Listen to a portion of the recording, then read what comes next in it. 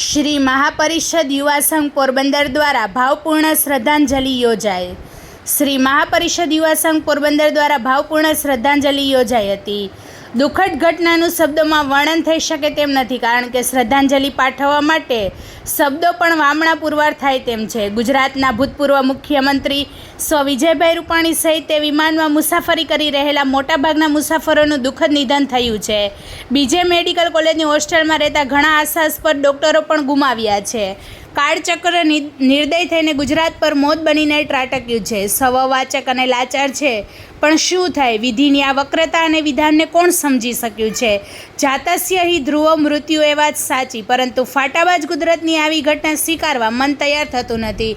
આભને આમતા અરમાનોને લઈ આકાશમાં ઉડેલા મુસાફરોના અરમાનો એકાએક ધરાશાયી થઈ જશે તેવી કલ્પના પણ કોણે કરી હશે? આપણે માત્ર લાચાર છીએ.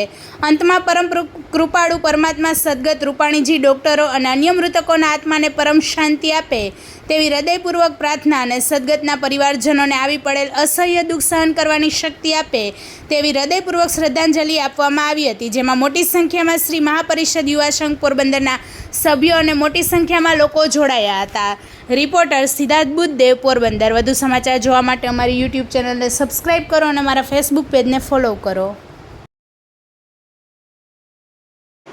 આપણે સૌ જાણીએ છીએ 12મી જૂને જે પ્લેનની દુર્ઘટના અમદાવાદમાં થઈ છે, તેના સંદર્ભે જેટલા પણ મૃત્યુ પામ્યા છે એ લોકોની આત્માને શાંતિ મળે તે માટે થઈને આજે શ્રી મહાપરિષદ યુવા સંઘ પોરબંદરના યુવાનો દ્વારા અલગ વિચાર આવ્યો હતો કે સેવાકીય કાર્ય તો અમે કરતા જ હોઈએ છીએ, પરંતુ આ એક શ્રદ્ધાંજલિ અર્પણ કરવાનું એક આયોજન આજરોજ કરવામાં આવ્યું હતું, જેમાં પોરબંદરના શહેરીજનો, આગેવાનો અને વેપારી મિત્રો ખાસ જોડાયા હતા.